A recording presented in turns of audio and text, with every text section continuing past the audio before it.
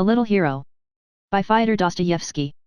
At that time I was nearly 11, I had been sent in July to spend the holiday in a village near Moscow with a relation of mine called T, whose house was full of guests, 50, or perhaps more. I don't remember, I didn't count. The house was full of noise and gaiety. It seemed as though it were a continual holiday, which would never end. It seemed as though our host had taken a vow to squander all his vast fortune as rapidly as possible, and he did indeed succeed, not long ago, in justifying this surmise, that is, in making a clean sweep of it all to the last stick. Fresh visitors used to drive up every minute. Moscow was close by, in sight, so that those who drove away only made room for others, and the everlasting holiday went on its course. Festivities succeeded one another, and there was no end in sight to the entertainments. There were riding parties about the environs, excursions to the forest or the river, picnics, dinners in the open air, suppers on the great terrace of the house, bordered with 3 rows of gorgeous flowers that flooded with their fragrance the fresh night air, and illuminated the brilliant lights which made our ladies, who were almost every one of them pretty at all times, seem still more charming, with their faces excited by the impressions of the day, with their sparkling eyes, with their interchange of sprightly conversation, their peals of ringing laughter, dancing, music, singing. If the sky were overcast, tableaux vivants, charades, proverbs were arranged, private theatricals were got up. There were good talkers, storytellers, wits. Certain persons were prominent in the foreground. Of course backbiting and slander ran their course, as without them the world could not get on, and millions of persons would perish of boredom, like flies. But as I was at that time 11 I was absorbed by very different interests, and either failed to observe these people, or if I noticed anything, did not see it all. It was only afterwards that some things came back to my mind. My childish eyes could only see the brilliant side of the picture, and the general animation, splendor, and bustle, all that, seen and heard for the first time, made such an impression upon me that for the first few days, I was completely bewildered and my little head was in a whirl. I keep speaking of my age, and of course I was a child, nothing more than a child. Many of these lovely ladies petted me without dreaming of considering my age. But strange to say, a sensation which I did not myself understand already had possession of me, something was already whispering in my heart, of which till then it had had no knowledge, no conception, and for some reason it began all at once to burn and throb, and often my face glowed with a sudden flush. At times I felt as it were abashed, and even resentful of the various privileges of my childish years. At other times a sort of wonder overwhelmed me, and I would go off into some corner where I could sit unseen, as though to take breath and remember something which it seemed to me I had remembered perfectly till then, and now had suddenly forgotten, something without which I could not show myself anywhere, and could not exist at all. At last it seemed to me as though I were hiding something from everyone. But nothing would have induced me to speak of it to anyone, because, small boy that I was ready to weep with shame. Soon in the midst of the vortex around me I was conscious of a certain loneliness. There were other children, but all were either much older or younger than I, besides, I was in no mood for them. Of course nothing would have happened to me if I had not been in an exceptional position. In the eyes of those charming ladies I was still the little unformed creature whom they at once liked to pet, and with whom they could play as though he were a little doll. One of them particularly, a fascinating, fair woman, with very thick luxuriant hair, such as I had never seen before and probably shall never see again, seemed to have taken a vow never to leave me in peace. I was confused, while she was amused by the laughter which she continually provoked from all around us by her wild, giddy pranks with me. And this apparently gave her immense enjoyment. At school among her schoolfellows she was probably nicknamed the Tease. She was wonderfully good-looking, and there was something in her beauty which drew one's eyes from the first moment. And certainly she had nothing in common with the ordinary modest little fair girls, white as down and soft as white mice, or pastors' daughters. She was not very tall, and was rather plump, but had soft, delicate, exquisitely cut features. There was something quick as lightning in her face, and indeed she was like fire all over, light, swift, alive. Her big open eyes seemed to flash sparks, they glittered like diamonds, and I would never exchange such blue sparkling eyes for any black ones, were they blacker than any Andalusian orb. And, indeed, my blonde was fully a match for the famous brunette whose praises were sung by a great and well-known poet, who, in a superb poem, vowed by all Castile that he was ready to break his bones to be permitted only to touch the mantle of his divinity with the tip of his finger. Add to that my charmer was the merriest in the world, the wildest giggler, playful as a child, although she had been married for the last 5 years. There was a continual laugh upon her lips, fresh as the morning rose that, with the first ray of sunshine, opens its fragrant crimson bud with the cool dewdrops still hanging heavy upon it. I remember that the day after my arrival private theatricals were being got up. The drawing room was, as they say, packed to overflowing, there was not a seat empty, and as I was somehow late I had to enjoy the performance standing. But the amusing play attracted me to move forwarder and forwarder, and unconsciously I made my way to the first row, where I stood at last leaning my elbows on the back of an armchair, in which a lady was sitting. It was my blonde divinity, but we had not yet made acquaintance. And I gazed, as it happened, at her marvelous, fascinating shoulders, plump and white as milk, though it did not matter to me in the least whether I stared at a woman's exquisite shoulders or at the cap with flaming ribbons that covered the grey locks of a venerable lady in the front row. Near my blonde divinity sat a spinster lady not in her first youth, one of those who, as I chanced to observe later, always take refuge in the immediate neighborhood of young and pretty women, selecting such as are not fond of cold-shouldering young men. But that is not the point, only this lady, noting my fixed gaze, bent down to her neighbor and with a simper whispered something in her ear. The blonde lady turned at once, and I remember that her glowing eyes so flashed upon me in the half-dark, that, not prepared to meet them, I started as though I were scalded. The beauty smiled. "Do you like what they are acting?" she asked, looking into my face with a shy and mocking expression. "Yes," I answered, still gazing at her with a sort of wonder that evidently pleased her. "But why are you standing? You'll get tired. Can't you find a seat?"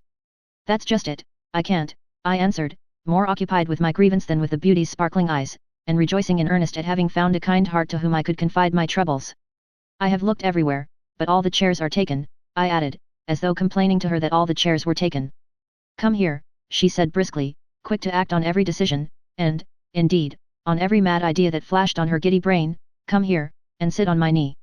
"On your knee," I repeated, taken aback. I have mentioned already that I had begun to resent the privileges of childhood and to be ashamed of them in earnest. This lady, as though in derision, had gone ever so much further than the others. Moreover, I had always been a shy and bashful boy, and of late had begun to be particularly shy with women. "Why yes, on my knee. Why don't you want to sit on my knee?" she persisted, beginning to laugh more and more, so that at last she was simply giggling, goodness knows at what, perhaps at her freak, or perhaps at my confusion. But that was just what she wanted. I flushed, and in my confusion looked round trying to find where to escape, but seeing my intention she managed to catch hold of my hand to prevent me from going away, and pulling it towards her, suddenly, quite unexpectedly, to my intense astonishment, squeezed it in her mischievous warm fingers, and began to pinch my fingers till they hurt so much that I had to do my very utmost not to cry out, and in my effort to control myself made the most absurd grimaces. I was, besides, moved to the greatest amazement, perplexity, and even horror, at the discovery that there were ladies so absurd and spiteful as to talk nonsense to boys, and even pinch their fingers, for no earthly reason and before everybody. Probably my unhappy face reflected my bewilderment, for the mischievous creature laughed in my face, as though she were crazy, and meantime she was pinching my fingers more and more vigorously. She was highly delighted in playing such a mischievous prank and completely mystifying and embarrassing a poor boy. My position was desperate. In the first place I was hot with shame, because almost everyone near had turned round to look at us, some in wonder, others with laughter, grasping at once that the beauty was up to some mischief. I dreadfully wanted to scream, too, for she was wringing my fingers with positive fury just because I didn't scream, while I, like a Spartan, made up my mind to endure the agony, afraid by crying out of causing a general fuss, which was more than I could face. In utter despair I began at last struggling with her, trying with all my might to pull away my hand, but my persecutor was much stronger than I was. At last I could bear it no longer, and uttered a shriek. That was all she was waiting for. Instantly she let me go, and turned away as though nothing had happened, as though it was not she who had played the trick but someone else, exactly like some schoolboy who, as soon as the master's back is turned, plays some trick on someone near him, pinches some small weak boy, gives him a flip, a kick, or a nudge with his elbows, and instantly turns again, buries himself in his book and begins repeating his lesson, and so makes a fool of the infuriated teacher who flies down like a hawk at the noise. But luckily for me the general attention was distracted at the moment by the masterly acting of our host, who was playing the chief part in the performance, some comedy of scribes. Everyone began to applaud. Under cover of the noise I stole away and hurried to the furthest end of the room, from which, concealed behind a column, I looked with horror towards the place where the treacherous beauty was sitting. She was still laughing, holding her handkerchief to her lips. And for a long time she was continually turning round, looking for me in every direction, probably regretting that our silly tussle was so soon over, and hatching some other trick to play on me. That was the beginning of our acquaintance, and from that evening she would never let me alone. She persecuted me without consideration or conscience, she became my tyrant and tormentor. The whole absurdity of her jokes with me lay in the fact that she pretended to be head over ears in love with me, and teased me before everyone. Of course for a wild creature as I was all this was so tiresome and vexatious that it almost reduced me to tears, and I was sometimes put in such a difficult position that I was on the point of fighting with my treacherous admirer. My naive confusion, my desperate distress, seemed to egg her on to persecute me more. She knew no mercy, while I did not know how to get away from her. The laughter which always accompanied us, and which she knew so well how to excite, roused her to fresh pranks. But at last people began to think that she went a little too far in her jests. And, indeed, as I remember now, she did take outrageous liberties with a child such as I was. But that was her character, she was a spoilt child in every respect. I heard afterwards that her husband, a very short, very fat and very red-faced man, very rich and apparently very much occupied with business, spoiled her more than anyone. Always busy and flying round, he could not stay 2 hours in one place. Every day he drove into Moscow, sometimes twice in the day, and always, as he declared himself, on business. It would be hard to find a livelier and more good-natured face than his facetious but always well-bred countenance. He not only loved his wife to the point of weakness, softness, he simply worshipped her like an idol. He did not restrain her in anything. She had masses of friends, male and female.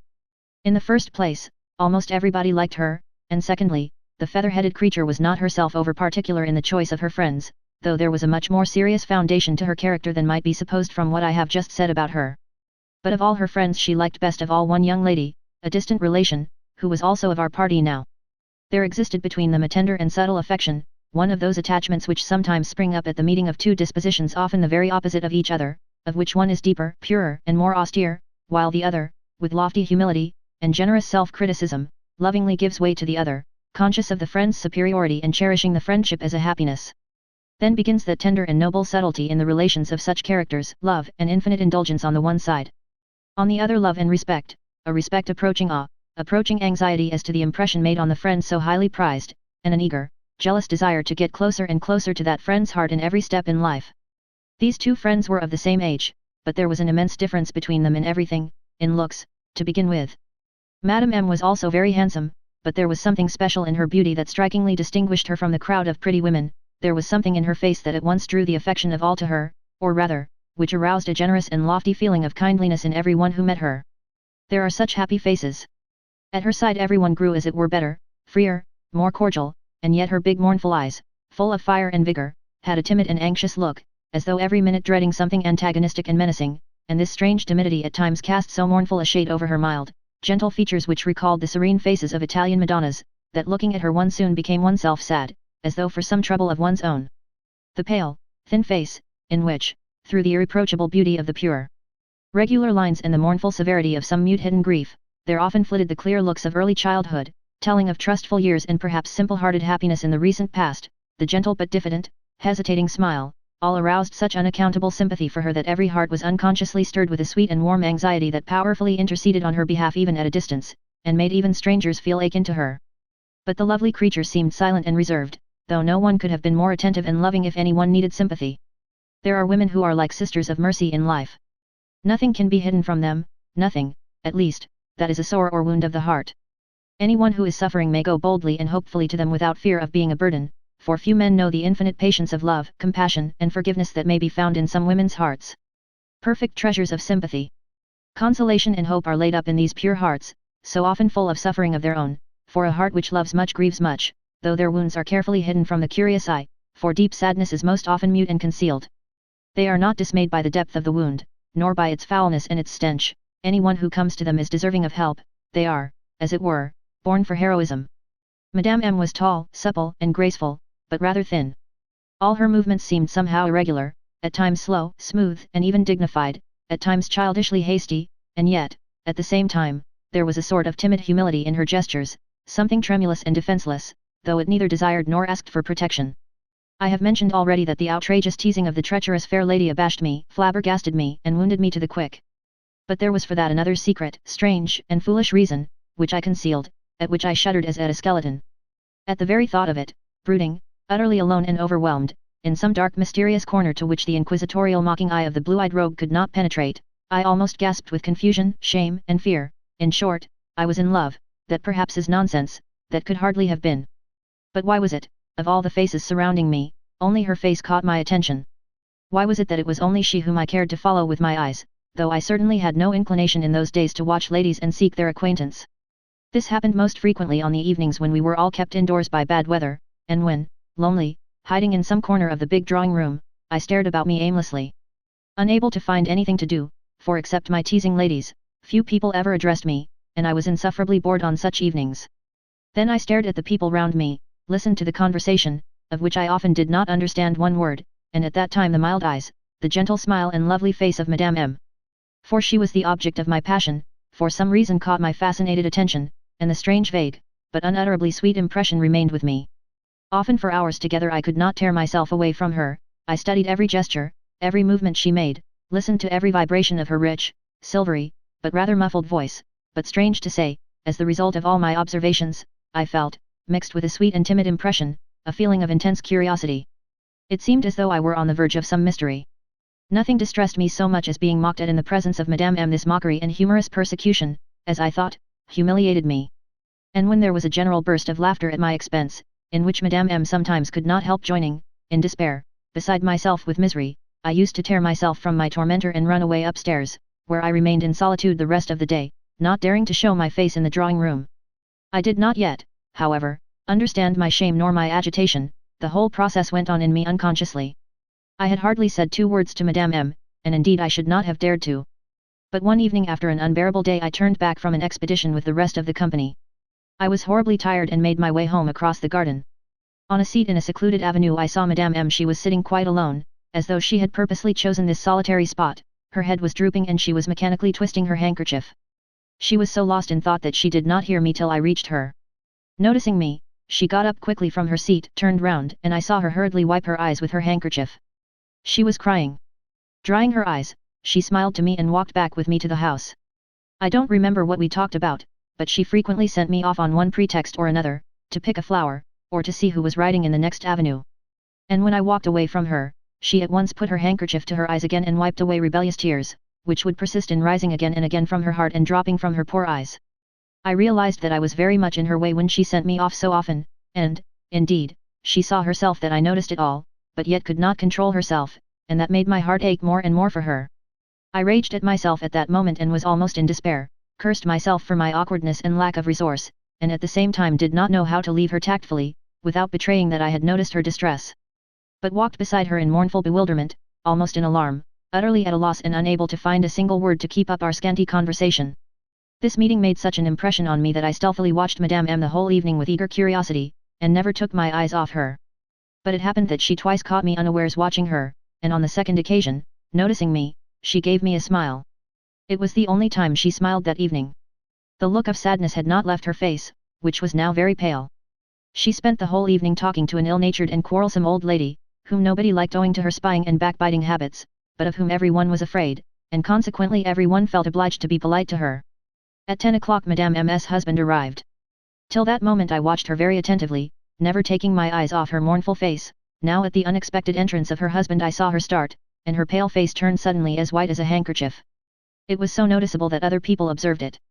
I overheard a fragmentary conversation from which I guessed that Madame M. was not quite happy. They said her husband was as jealous as an Arab, not from love, but from vanity. He was before all things a European, a modern man, who sampled the newest ideas and prided himself upon them. In appearance he was a tall, dark-haired, particularly thick-set man, with European whiskers, with a self-satisfied, red face, with teeth white as sugar, and with an irreproachably gentlemanly deportment. He was called a clever man.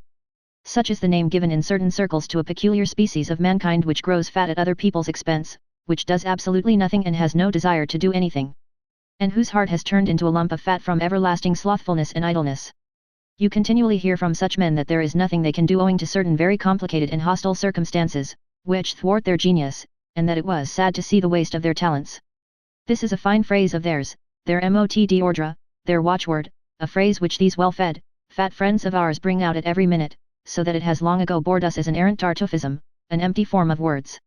Some, however, of these amusing creatures, who cannot succeed in finding anything to do, though, indeed, they never seek it, try to make everyone believe that they have not a lump of fat for a heart, but on the contrary, something very deep, though what precisely the greatest surgeon would hardly venture to decide, from civility, of course. These gentlemen make their way in the world through the fact that all their instincts are bent in the direction of coarse sneering, short-sighted censure, and immense conceit. Since they have nothing else to do but note and emphasize the mistakes and weaknesses of others, and as they have precisely as much good feeling as an oyster, it is not difficult for them with such powers of self-preservation to get on with people fairly successfully. They pride themselves extremely upon that. They are, for instance, as good as persuaded that almost the whole world owes them something, that it is theirs, like an oyster which they keep in reserve, that all are fools except themselves, that everyone is like an orange or a sponge, which they will squeeze as soon as they want the juice, that they are the masters everywhere, and that all this acceptable state of affairs is solely due to the fact that they are people of so much intellect and character. In their measureless conceit they do not admit any defects in themselves, they are like that species of practical rogues, innate Tartuffes and Falstaffs, who are such thorough rogues that at last they have come to believe that that is as it should be, that is, that they should spend their lives in knavishness. They have so often assured everyone that they are honest men, that they have come to believe that they are honest men, and that their roguery is honesty. They are never capable of inner judgment before their conscience, of generous self-criticism, for some things they are too fat. Their own priceless personality, their Baal and Moloch, their magnificent ego is always in their foreground everywhere. All nature, the whole world for them is no more than a splendid mirror created for the little god to admire himself continually in it, and to see no one and nothing behind himself, so it is not strange that he sees everything in the world in such a hideous light. He has a phrase in readiness for everything and, the acme of ingenuity on his part, the most fashionable phrase. It is just these people, indeed, who help to make the fashion, proclaiming at every crossroad an idea in which they scent success. A fine nose is just what they have for sniffing a fashionable phrase and making it their own before other people get hold of it, so that it seems to have originated with them. They have a particular store of phrases for proclaiming their profound sympathy for humanity, for defining what is the most correct and rational form of philanthropy, and continually attacking romanticism, in other words, everything fine and true, each atom of which is more precious than all their mollusk tribe. But they are too coarse to recognize the truth in an indirect, roundabout, and unfinished form, and they reject everything that is immature, still fermenting and unstable. The well-nourished man has spent all his life in merrymaking, with everything provided, has done nothing himself and does not know how hard every sort of work is, and so woe betide you if you jar upon his fat feelings by any sort of roughness, he'll never forgive you for that, he will always remember it and will gladly avenge it. The long and short of it is, that my hero is neither more nor less than a gigantic, incredibly swollen bag, full of sentences, fashionable phrases and labels of all sorts and kinds. However, had a speciality and was a very remarkable man. He was a wit, good talker and storyteller, and there was always a circle round him in every drawing room. That evening he was particularly successful in making an impression. He took possession of the conversation, he was in his best form, gay, pleased at something, and he compelled the attention of all, but Madame M looked all the time as though she were ill, her face was so sad that I fancied every minute that tears would begin quivering on her long eyelashes. All this, as I have said, impressed me extremely and made me wonder. I went away with a feeling of strange curiosity, and dreamed all night of though till then I had rarely had dreams. Next day, early in the morning, I was summoned to a rehearsal of some tableaux vivants in which I had to take part. The tableaux vivants, theatricals, and afterwards a dance were all fixed for the same evening, 5 days later, the birthday of our host's younger daughter. To this entertainment, which was almost improvised, another 100 guests were invited from Moscow and from surrounding villas, so that there was a great deal of fuss, bustle and commotion. The rehearsal, or rather review of the costumes, was fixed so early in the morning because our manager, a well-known artist, a friend of our host's, who had consented through affection for him to undertake the arrangement of the tableaux and the training of us for them, was in haste now to get to Moscow to purchase properties and to make final preparations for the fete, as there was no time to lose. I took part in one tableau with Madame M. It was a scene from medieval life and was called The Lady of the Castle and Her Page. I felt unutterably confused on meeting Madame M. at the rehearsal. I kept feeling that she would at once read in my eyes all the reflections, the doubts, the surmises, that had arisen in my mind since the previous day. I fancied, too, that I was, as it were, to blame in regard to her, for having come upon her tears the day before and hindered her grieving, so that she could hardly help looking at me askance, as an unpleasant witness and unforgiven sharer of her secret. But, thank goodness, it went off without any great trouble, I was simply not noticed. I think she had no thoughts to spare for me or for the rehearsal, she was absent-minded, sad and gloomily thoughtful, it was evident that she was worried by some great anxiety. As soon as my part was over I ran away to change my clothes, and 10 minutes later came out on the veranda into the garden. Almost at the same time Madame M came out by another door, and immediately afterwards coming towards us appeared her self-satisfied husband, who was returning from the garden, after just escorting into it quite a crowd of ladies and there handing them over to a competent cavalier servant. The meeting of the husband and wife was evidently unexpected. Madame M, I don't know why, grew suddenly confused, and a faint trace of vexation was betrayed in her impatient movement. The husband, who had been carelessly whistling an air and with an air of profundity stroking his whiskers, now, on meeting his wife, frowned and scrutinized her, as I remember now, with a markedly inquisitorial stare. "You are going into the garden?" he asked, noticing the parasol and book in her hand. "No, into the copse," she said, with a slight flush. "Alone?" "With him," said Madame M, pointing to me. "I always go a walk alone in the morning," she added, speaking in an uncertain, hesitating voice, as people do when they tell their first lie. "And I have just taken the whole party there." They have all met there together in the flower arbor to see N off. He is going away, you know. Something has gone wrong in Odessa. Your cousin, he meant the fair beauty, is laughing and crying at the same time, there is no making her out. She says, though, that you are angry with N about something and so wouldn't go and see him off. Nonsense, of course.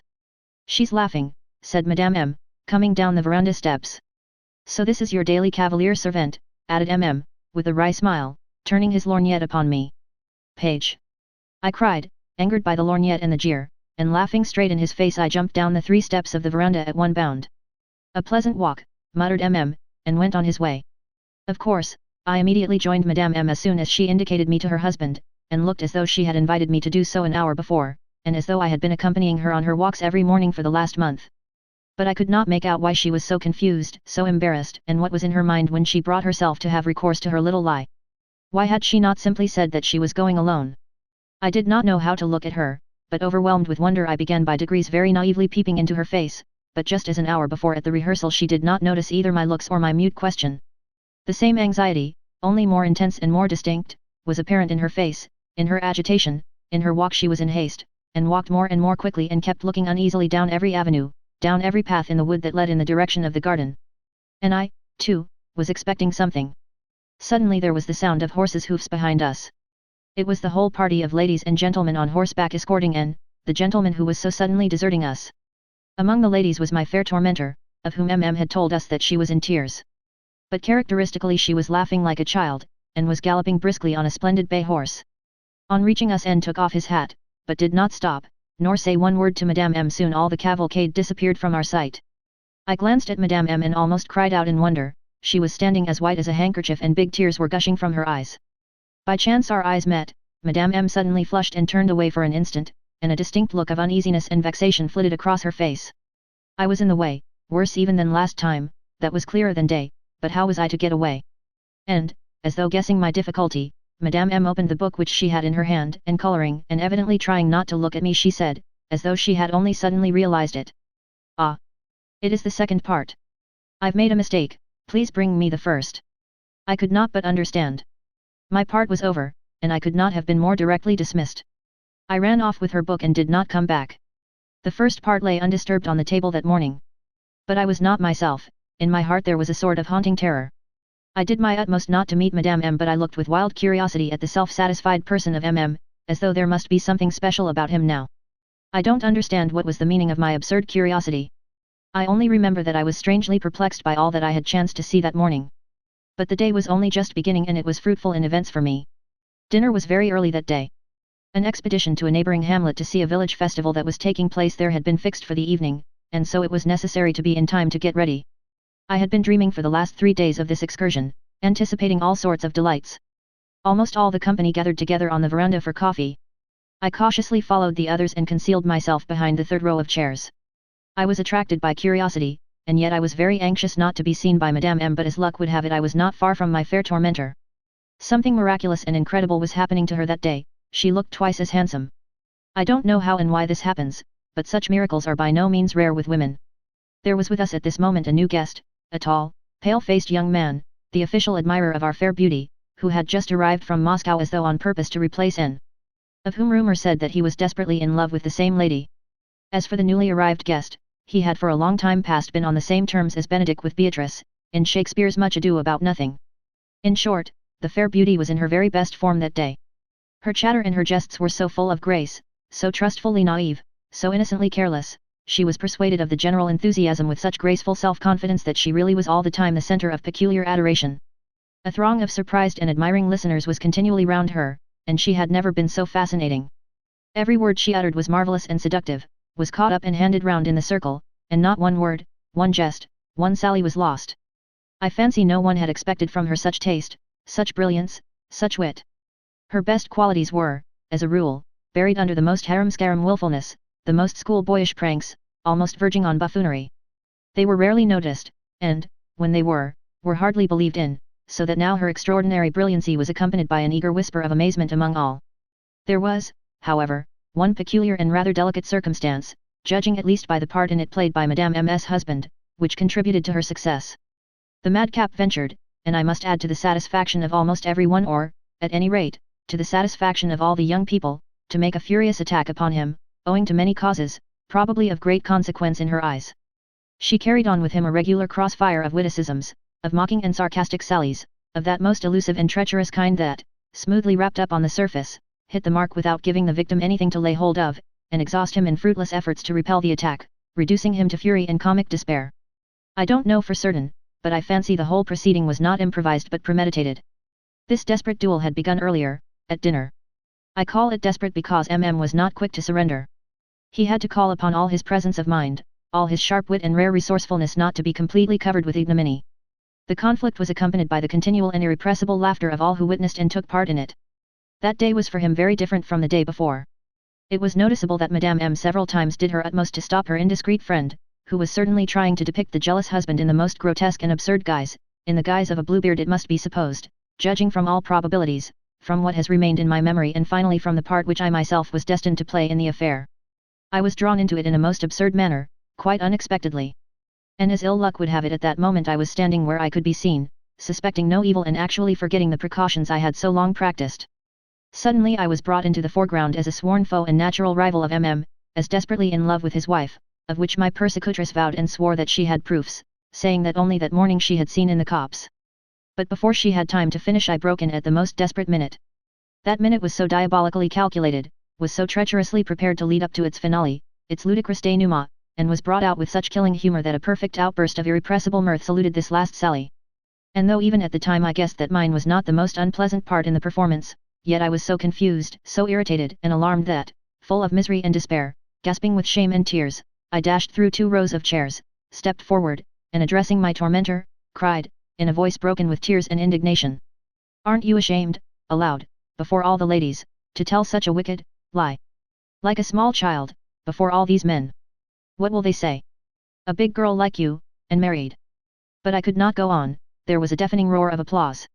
My outburst created a perfect furor. My naive gesture, my tears, and especially the fact that I seemed to be defending all this provoked such fiendish laughter, that even now I cannot help laughing at the mere recollection of it. I was overcome with confusion, senseless with horror and, burning with shame, hiding my face in my hands rushed away, knocked a tray out of the hands of a footman who was coming in at the door, and flew upstairs to my own room. I pulled out the key, which was on the outside of the door, and locked myself in. I did well, for there was a hue and cry after me.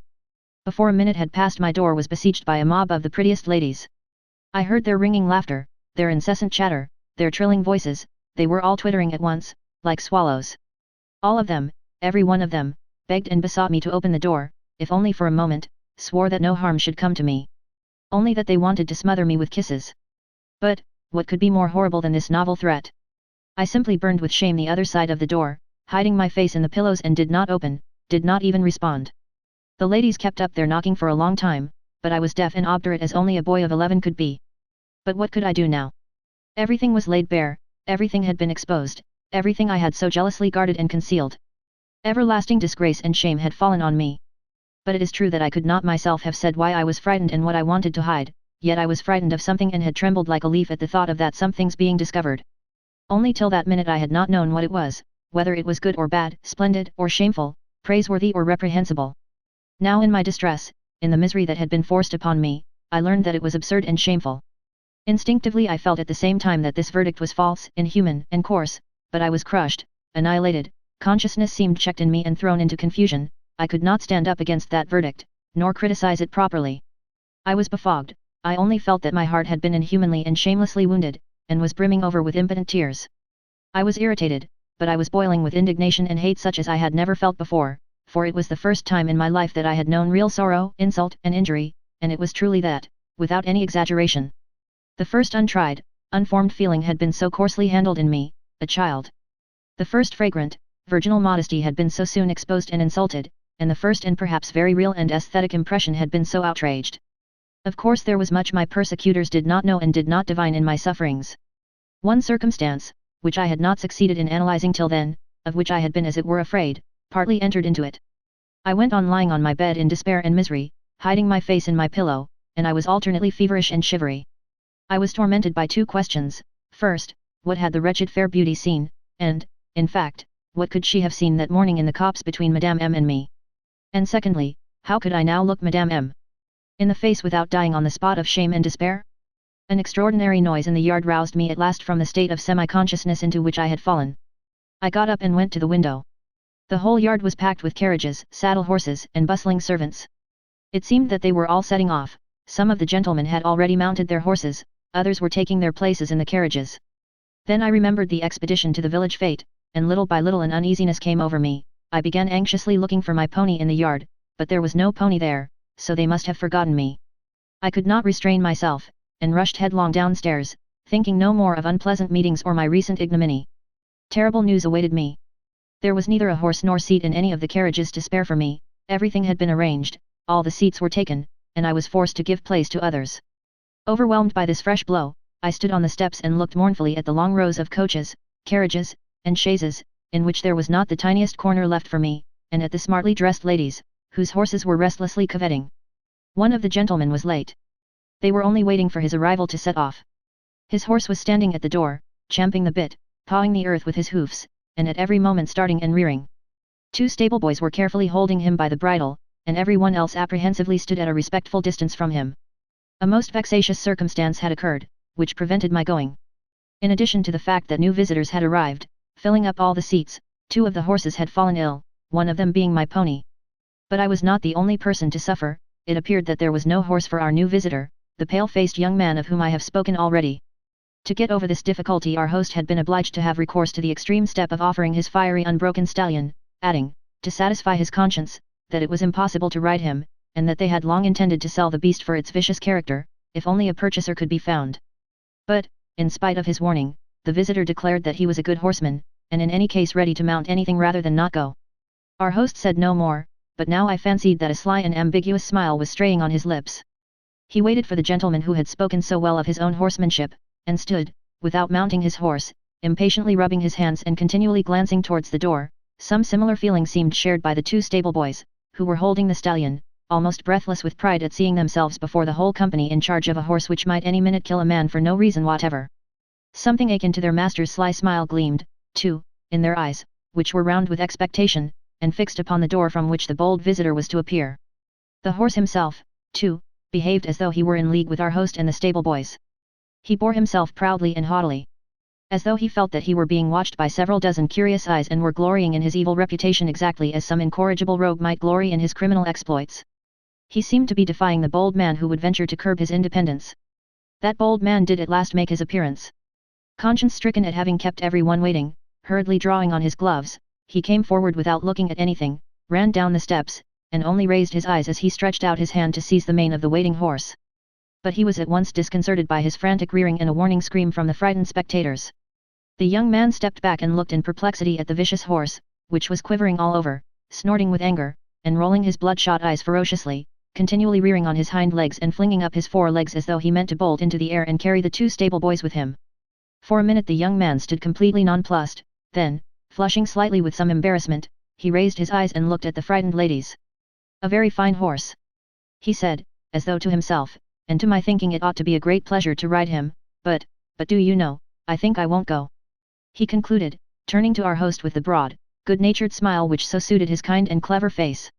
"Yet I consider you are an excellent horseman, I assure you," answered the owner of the unapproachable horse, delighted, and he warmly and even gratefully pressed the young man's hand, "just because from the first moment you saw the sort of brute you had to deal with," he added with dignity. "Would you believe me, though I have served 23 years in the hussars, yet I've had the pleasure of being laid on the ground 3 times, thanks to that beast, that is, as often as I mounted the useless animal. Tancred, my boy, there's no one here fit for you. Your rider, it seems, must be some Ilya Muromets, and he must be sitting quiet now in the village of Kopacharavo, waiting for your teeth to fall out. Come, take him away, he has frightened people enough." "It was a waste of time to bring him out," he cried, rubbing his hands complacently. It must be observed that Tancred was no sort of use to his master and simply ate corn for nothing. Moreover, the old hussar had lost his reputation for a knowledge of horseflesh by paying a fabulous sum for the worthless beast, which he had purchased only for his beauty, yet he was delighted now that Tancred had kept up his reputation, had disposed of another rider, and so had drawn closer on himself fresh senseless laurels. "So you are not going?" cried the blonde beauty, who was particularly anxious that her cavalier servant should be in attendance on this occasion. "Surely you are not frightened?" "Upon my word I am," answered the young man. "Are you in earnest?" "Why, Do you want me to break my neck? Then make haste and get on my horse, don't be afraid, it is very quiet. We won't delay them, they can change the saddles in a minute. I'll try to take yours. Surely Tancred can't always be so unruly. No sooner said than done, the madcap leaped out of the saddle and was standing before us as she finished the last sentence. You don't know Tancred, if you think he will allow your wretched side saddle to be put on him. Besides, I would not let you break your neck, it would be a pity. Said our host, at that moment of inward gratification affecting, as his habit was, a studied brusqueness and even coarseness of speech which he thought in keeping with a jolly good fellow and an old soldier, and which he imagined to be particularly attractive to the ladies. This was one of his favourite fancies, his favourite whim, with which we were all familiar. Well, cry-baby, wouldn't you like to have a try? You wanted so much to go. Said the valiant horsewoman, noticing me and pointing tauntingly at Tancred, because I had been so imprudent as to catch her eye, and she would not let me go without a biting word, that she might not have dismounted from her horse absolutely for nothing. I expect you are not such a, we all know you are a hero and would be ashamed to be afraid, especially when you will be looked at, you fine page, she added, with a fleeting glance at Madame M., whose carriage was the nearest to the entrance. A rush of hatred and vengeance had flooded my heart, when the fair Amazon had approached us with the intention of mounting Tancred. But I cannot describe what I felt at this unexpected challenge from the madcap. Everything was dark before my eyes when I saw her glance at Madame M. For an instant an idea flashed through my mind, but it was only a moment, less than a moment, like a flash of gunpowder, perhaps it was the last straw, and I suddenly now was moved to rage as my spirit rose, so that I longed to put all my enemies to utter confusion, and to revenge myself on all of them and before everyone, by showing the sort of person I was. Or whether by some miracle, some prompting from medieval history, of which I had known nothing till then, sent whirling through my giddy brain, images of tournaments, paladins, heroes, lovely ladies, the clash of swords, shouts and the applause of the crowd, and amidst those shouts the timid cry of a frightened heart, which moves the proud soul more sweetly than victory and fame. I don't know whether all this romantic nonsense was in my head at the time, or whether, more likely, only the first dawning of the inevitable nonsense that was in store for me in the future. Anyway, I felt that my hour had come. My heart leaped and shuddered, and I don't remember how, at one bound, I was down the steps and beside Tancred. You think I am afraid? I cried, boldly and proudly, in such a fever that I could hardly see, breathless with excitement, and flushing till the tears scalded my cheeks. Well, you shall see. And clutching at Tancred's mane I put my foot in the stirrup before they had time to make a movement to stop me, but at that instant Tancred reared, jerked his head, and with a mighty bound forward wrenched himself out of the hands of the petrified stable boys, and dashed off like a hurricane, while everyone cried out in horror. Goodness knows how I got my other leg over the horse while it was in full gallop. I can't imagine, either, how I did not lose hold of the reins. Tancred bore me beyond the trellis gate, turned sharply to the right and flew along beside the fence regardless of the road. Only at that moment I heard behind me a shout from 50 voices, and that shout was echoed in my swooning heart with such a feeling of pride and pleasure that I shall never forget that mad moment of my boyhood. All the blood rushed to my head, bewildering me and overpowering my fears. I was beside myself. There certainly was, as I remember it now, something of the knight-errant about the exploit. My knightly exploits, however, were all over in an instant or it would have gone badly with the knight. And, indeed, I do not know how I escaped as it was. I did know how to ride, I had been taught. But my pony was more like a sheep than a riding horse. No doubt I should have been thrown off Tancred if he had had time to throw me, but after galloping 50 paces he suddenly took fright at a huge stone which lay across the road and bolted back. He turned sharply, galloping at full speed, so that it is a puzzle to me even now that I was not sent spinning out of the saddle and flying like a ball for 20 feet, that I was not dashed to pieces, and that Tancred did not dislocate his leg by such a sudden turn. He rushed back to the gate, tossing his head furiously, bounding from side to side as though drunk with rage, flinging his legs at random in the air, and at every leap trying to shake me off his back as though a tiger had leaped on him and were thrusting its teeth and claws into his back. In another instant I should have flown off, I was falling, but several gentlemen flew to my rescue. 2 of them intercepted the way into the open country, 2 others galloped up, closing in upon Tancred so that their horses' sides almost crushed my legs, and both of them caught him by the bridle. A few seconds later we were back at the steps. They lifted me down from the horse, pale and scarcely breathing. I was shaking like a blade of grass in the wind. It was the same with Tancred, who was standing, his hoofs as it were thrust into the earth and his whole body thrown back, puffing his fiery breath from red and streaming nostrils, twitching and quivering all over, seeming overwhelmed with wounded pride and anger at a child's being so bold with impunity. All around me I heard cries of bewilderment, surprise and alarm. At that moment my straying eyes caught those of Madame M., who looked pale and agitated, and, I can never forget that moment, in one instant my face was flooded with color, glowed and burned like fire. I don't know what happened to me, but confused and frightened by my own feelings I timidly dropped my eyes to the ground. But my glance was noticed, it was caught, it was stolen from me. All eyes turned on Madame M, and finding herself unawares the center of attention, she, too, flushed like a child from some naive and involuntary feeling and made an unsuccessful effort to cover her confusion by laughing. All this, of course, was very absurd looking from outside, but at that moment an extremely naive and unexpected circumstance saved me from being laughed at by everyone, and gave a special color to the whole adventure. The lovely persecutor who was the instigator of the whole escapade, and who till then had been my irreconcilable foe, suddenly rushed up to embrace and kiss me. She had hardly been able to believe her eyes when she saw me dare to accept her challenge, and pick up the gauntlet she had flung at me by glancing at Madame M. She had almost died of terror and self-reproach when I had flown off on Tancred. Now, when it was all over, and particularly when she caught the glance at Madame M, my confusion and my sudden flush of color, when the romantic strain in her frivolous little head had given a new secret, unspoken significance to the moment, she was moved to such enthusiasm over my knightliness, that touched, joyful and proud of me, she rushed up and pressed me to her bosom. She lifted the most naive, stern-looking little face, on which there quivered and gleamed two little crystal tears, and gazing at the crowd that thronged about her said in a grave, earnest voice, such as they had never heard her use before, pointing to me, Mais c'est très sérieux, messieurs, n'y ris pas. She did not notice that all were standing, as though fascinated, admiring her bright enthusiasm. Her swift, unexpected action, her earnest little face, the simple-hearted naivete, the unexpected feeling betrayed by the tears that welled in her invariably laughter-loving eyes, were such a surprise that every one stood before her as though electrified by her expression, her rapid, fiery words and gestures. It seemed as though no one could take his eyes off her for fear of missing that rare moment in her enthusiastic face. Even our host flushed crimson as a tulip, and people declared that they heard him confess afterwards that to his shame he had been in love for a whole minute with his charming guest. Well, of course, after this I was a knight, a hero. Delorge. Toggenbug. Was heard in the crowd. There was a sound of applause. Hurrah for the rising generation! Added the host. But he is coming with us, he certainly must come with us, said the beauty, we will find him a place, we must find him a place. He shall sit beside me, on my knee, but no, no. That's a mistake. She corrected herself, laughing, unable to restrain her mirth at our first encounter. But as she laughed she stroked my hand tenderly, doing all she could to soften me, that I might not be offended. Of course, several voices chimed in, he must go, he has won his place. The matter was settled in a trice. The same old maid who had brought about my acquaintance with the blonde beauty was at once besieged with entreaties from all the younger people to remain at home and let me have her seat. She was forced to consent, to her intense vexation, with a smile and a stealthy hiss of anger. Her protectress, who was her usual refuge, my former foe and new friend, called to her as she galloped off on her spirited horse, laughing like a child, that she envied her and would have been glad to stay at home herself, for it was just going to rain and we should all get soaked. And she was right in predicting rain.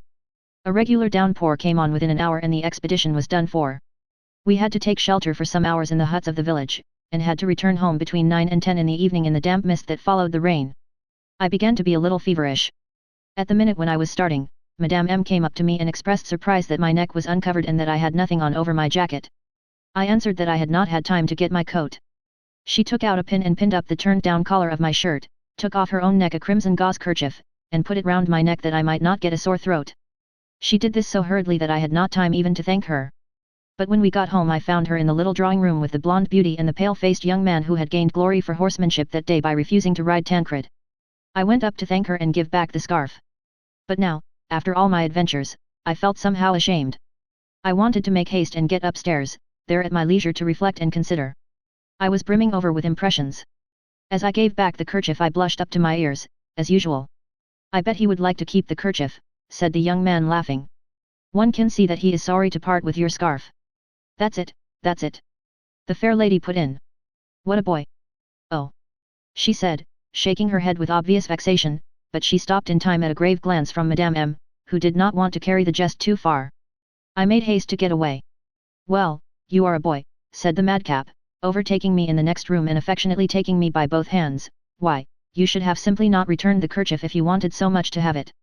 You should have said you put it down somewhere, and that would have been the end of it. What a simpleton. Couldn't even do that. What a funny boy.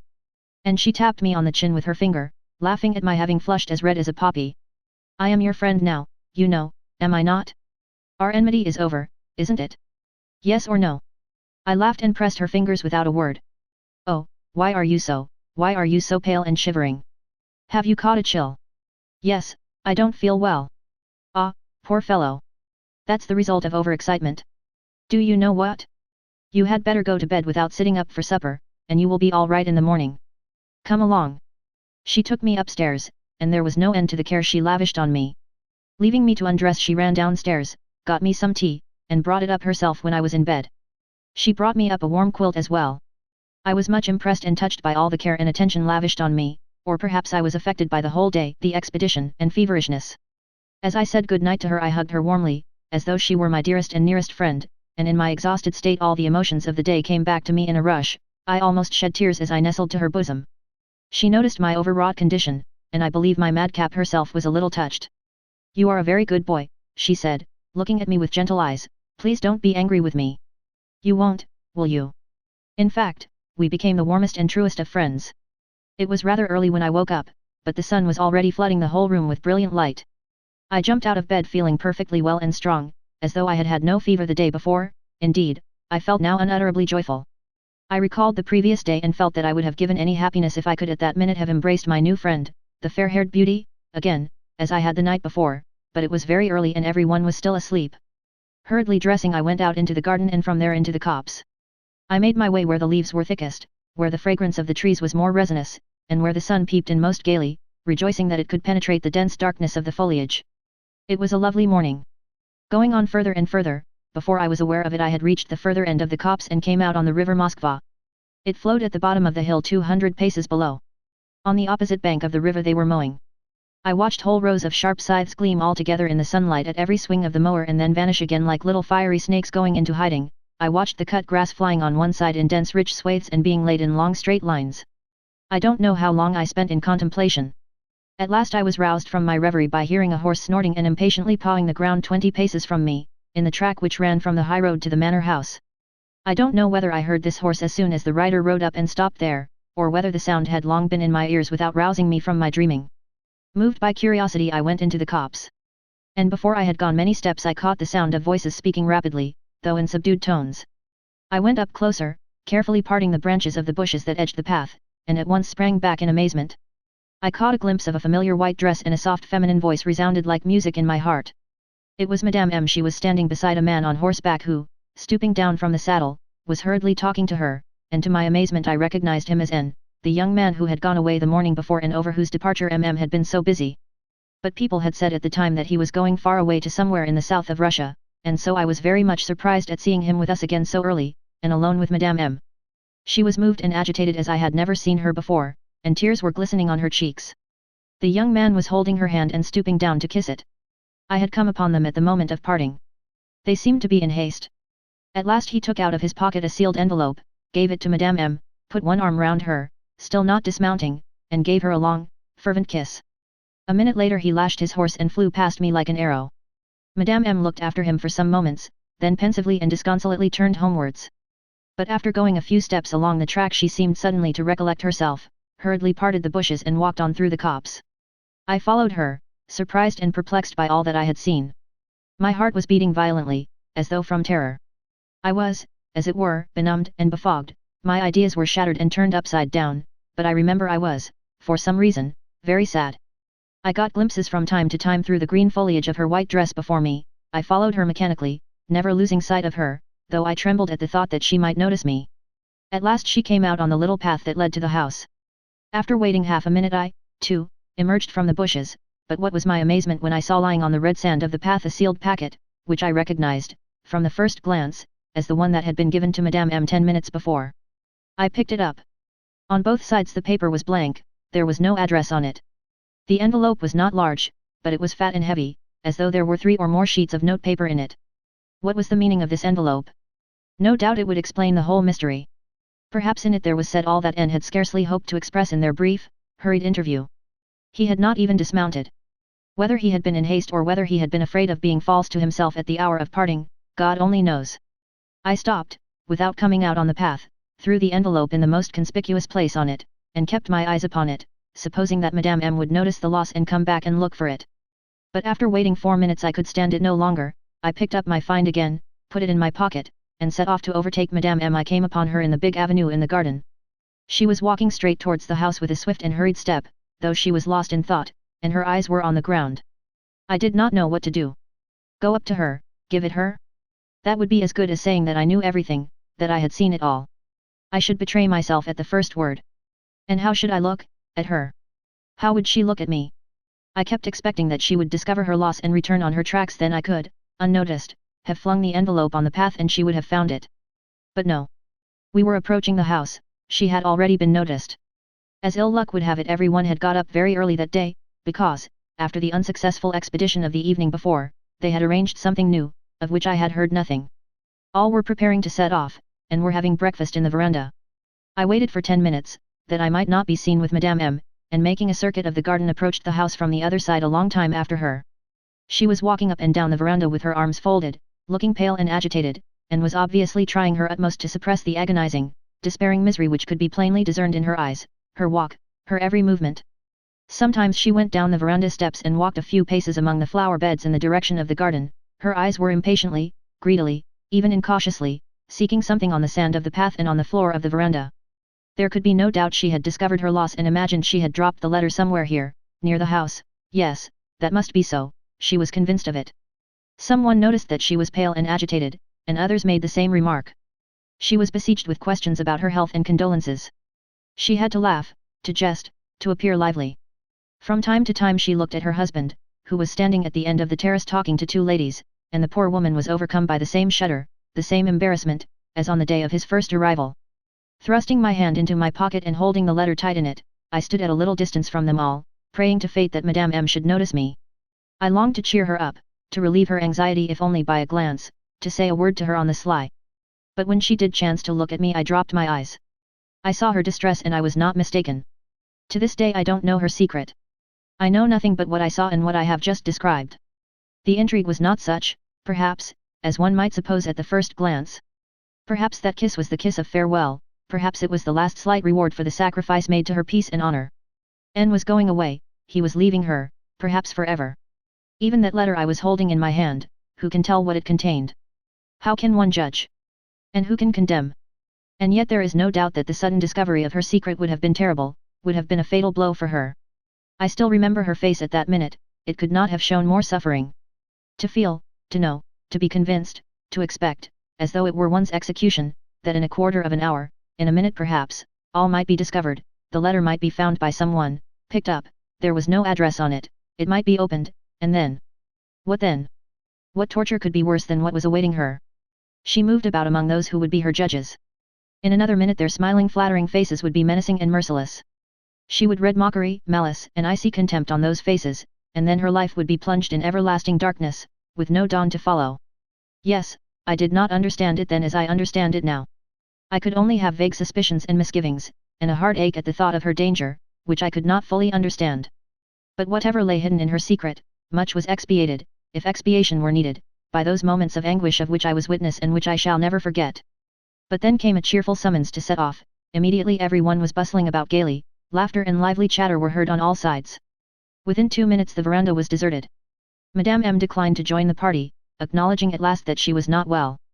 But, thank God, all the others set off, everyone was in haste, and there was no time to worry her with commiseration, inquiries and advice. A few remained at home. Her husband said a few words to her, she answered that she would be all right directly, that he need not be uneasy, that there was no occasion for her to lie down, that she would go into the garden, alone, with me. Here she glanced at me. Nothing could be more fortunate. I flushed with pleasure, with delight. A minute later we were on the way. She walked along the same avenues and paths by which she had returned from the copse, instinctively remembering the way she had come, gazing before her with her eyes fixed on the ground, looking about intently without answering me, possibly forgetting that I was walking beside her. But when we had already reached the place where I had picked up the letter, and the path ended, Madame M suddenly stopped, and in a voice faint and weak with misery said that she felt worse, and that she would go home. But when she reached the garden fence she stopped again and thought a minute, a smile of despair came on her lips, and utterly worn out and exhausted, resigned and making up her mind to the worst, she turned without a word and retraced her steps, even forgetting to tell me of her intention.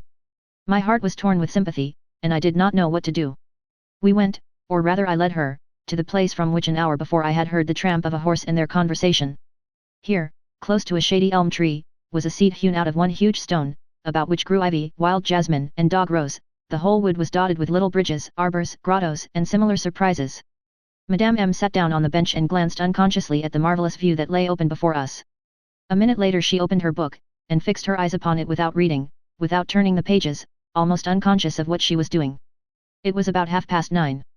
The sun was already high and was floating gloriously in the deep, dark blue sky, as though melting away in its own light. The moors were by now far away, they were scarcely visible from our side of the river, endless ridges of mown grass crept after them in unbroken succession, and from time to time the faintly stirring breeze wafted their fragrance to us. The never-ceasing concert of those who sow not, neither do they reap and are free as the air they cleave with their sportive wings was all about us. It seemed as though at that moment every flower, every blade of grass was exhaling the aroma of sacrifice, was saying to its creator, Father, I am blessed and happy. I glanced at the poor woman, who alone was like one dead amidst all this joyous life. Two big tears hung motionless on her lashes, wrung from her heart by bitter grief. It was in my power to relieve and console this poor, fainting heart, only I did not know how to approach the subject, how to take the first step. I was in agonies. 100 times I was on the point of going up to her, but every time my face glowed like fire. Suddenly a bright idea dawned upon me. I had found a way of doing it, I revived. Would you like me to pick you a nosegay? I said, in such a joyful voice that Madame M immediately raised her head and looked at me intently. Yes, do, she said at last in a weak voice, with a faint smile, at once dropping her eyes on the book again. Or soon they will be mowing the grass here and there will be no flowers, I cried, eagerly setting to work. I had soon picked my nosegay, a poor, simple one. I should have been ashamed to take it indoors, but how light my heart was as I picked the flowers and tied them up. The dog rose and the wild jasmine I picked closer to the seat. I knew that not far off there was a field of rye, not yet ripe. I ran there for corn flowers. I mixed them with tall ears of rye, picking out the finest and most golden. Close by I came upon a perfect nest of forget-me-nots, and my nosegay was almost complete. Farther away in the meadow there were dark blue campanulas and wild pinks, and I ran down to the very edge of the river to get yellow water lilies. At last, making my way back, and going for an instant into the wood to get some bright green fan-shaped leaves of the maple to put round the nosegay, I happened to come across a whole family of pansies, close to which, luckily for me, the fragrant scent of violets betrayed the little flower hiding in the thick lush grass and still glistening with drops of dew. The nosegay was complete. I bound it round with fine long grass which twisted into a rope, and I carefully lay the letter in the center, hiding it with the flowers, but in such a way that it could be very easily noticed if the slightest attention were bestowed upon my nosegay. I carried it to Madame M. On the way it seemed to me that the letter was lying too much in view. I hid it a little more. As I got nearer I thrust it still further in the flowers, and finally, when I was on the spot, I suddenly poked it so deeply into the center of the nosegay that it could not be noticed at all from outside. My cheeks were positively flaming. I wanted to hide my face in my hands and run away at once, but she glanced at my flowers as though she had completely forgotten that I had gathered them. Mechanically, almost without looking, she held out her hand and took my present, but at once laid it on the seat as though I had handed it to her for that purpose and dropped her eyes to her book again, seeming lost in thought. I was ready to cry at this mischance. If only my nosegay were close to her, I thought, if only she had not forgotten it. I lay down on the grass not far off, put my right arm under my head, and closed my eyes as though I were overcome by drowsiness. But I waited, keeping my eyes fixed on her. 10 minutes passed. It seemed to me that she was getting paler and paler. Fortunately a blessed chance came to my aid. This was a big, golden bee, brought by a kindly breeze, luckily for me. It first buzzed over my head, and then flew up to Madame M. She waved it off once or twice, but the bee grew more and more persistent. At last Madame M. snatched up my nosegay and waved it before my face. At that instant the letter dropped out from among the flowers and fell straight upon the open book. I started. For some time Madame M., mute with amazement, stared first at the letter and then at the flowers which she was holding in her hands, and she seemed unable to believe her eyes. All at once she flushed, started, and glanced at me. But I caught her movement and I shut my eyes tight, pretending to be asleep. Nothing would have induced me to look her straight in the face at that moment. My heart was throbbing and leaping like a bird in the grasp of some village boy. I don't remember how long I lay with my eyes shut, 2 or 3 minutes. At last I ventured to open them. Madame M. was greedily reading the letter, and from her glowing cheeks, her sparkling, tearful eyes, her bright face, every feature of which was quivering with joyful emotion, I guessed that there was happiness in the letter and all her misery was dispersed like smoke. An agonizing, sweet feeling gnawed at my heart. It was hard for me to go on pretending. I shall never forget that minute. Suddenly, a long way off, we heard voices. Madame M. Natalie. Natalie. Madame M. did not answer, but she got up quickly from the seat, came up to me and bent over me. I felt that she was looking straight into my face. My eyelashes quivered, but I controlled myself and did not open my eyes. I tried to breathe more evenly and quietly, but my heart smothered me with its violent throbbing. Her burning breath scorched my cheeks, she bent close down to my face as though trying to make sure. At last a kiss and tears fell on my hand, the one which was lying on my breast.